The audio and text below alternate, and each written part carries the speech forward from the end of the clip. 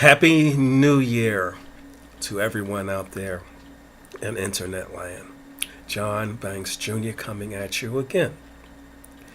I just wanted to share with you a thought that I had that came to me towards the end of 2011. And it has to do with transparency, being transparent, being open and honest, being full of integrity. And the thought had crossed my mind how I had not really given my testimony, my truly powerful, I guess, testimony that is changed my life, regarding how my life was changed and what all I had to go through to get to that point. But I shared this testimony with quite a few people, and some people, they thought it was great and were thrilled for and happy for me, while other people just rejected it as being preposterous, not realistic. But neither party caused me to deter from what I believe. And that's what I'm going to share with you today, because you may see me on Facebook or see what I do on Facebook and think that, I'm really into what I'm doing, which I truly am, but you may not know why I am into what I'm doing so well. What brings this ambition or this emotion out of me to do so well, to try to help as many people as I can? What drives me to work with as many people as I can? What leads me to try to be an example? Excuse me. So, who is John Banks Jr.? A lot of people tell me that I'm branding.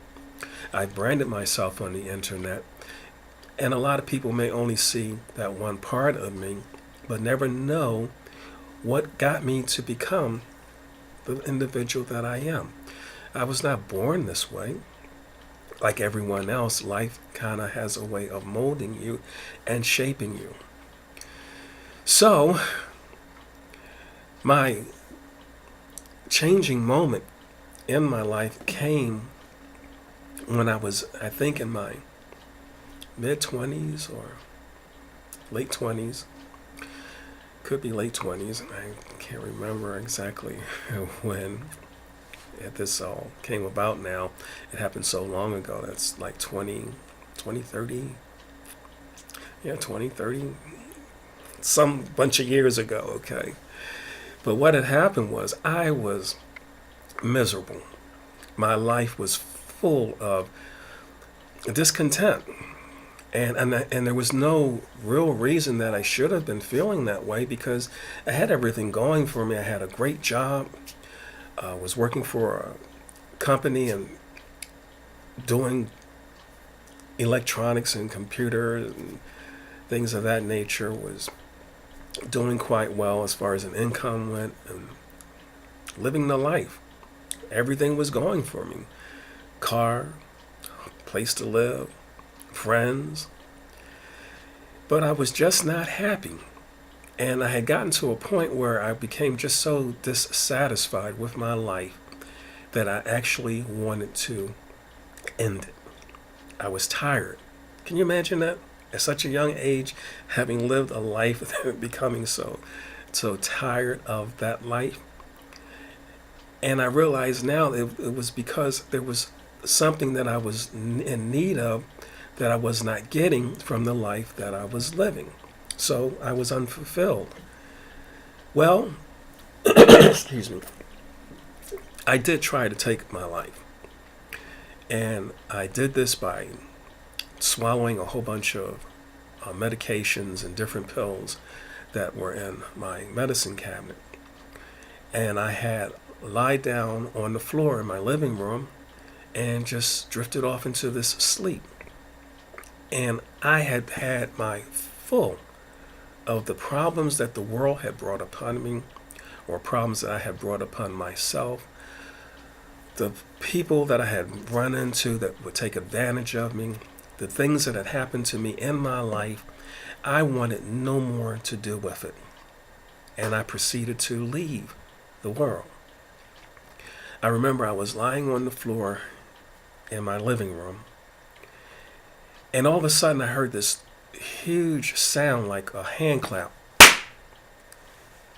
And I remember opening my eyes and looking around and wondering, what was that? Because it sounded like something fell, and I didn't see anything and didn't think much about it, and then realized that I was in this drug-induced state of grogginess, and realized all I had to do was just go back on to sleep and continue on my way. And that's what I did. But something happened that night, or that early morning, whenever it was. I then found myself in the bathroom of my apartment. But I was in the bathroom, but I was suspended in the air. And it was as if someone had me by the shirt collar and was holding me up. And I remember that this stuff was just coming out of my mouth. I was just vomiting up. And I was right over the toilet. And everything was going right into the toilet.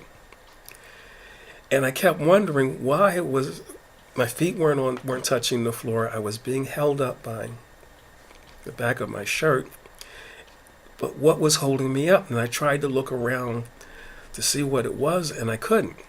All I could do was just keep expelling this stuff out of my stomach, I guess.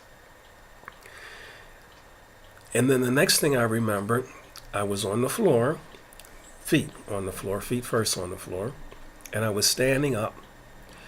I was sweating profusely, in a cold sweat. And when I tried to walk, my equilibrium was so messed up, I would bump into the wall.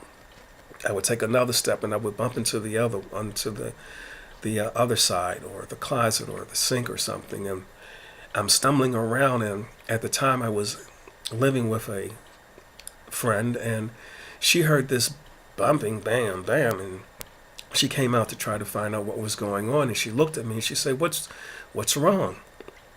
And I told her nothing. And she touched my face and she told me I was cold as ice, and I was sweating, and she wanted to know what had I taken. And I told her not to worry about it. Everything was okay. And I got into bed at that point, and I slept for a couple of days. And when I woke up, she told me that she had actually taken a mirror and put under my nose, because she said I was just so motionless, so still in the bed, that she couldn't even tell that I was breathing. So she put the mirror there to make sure that I was breathing.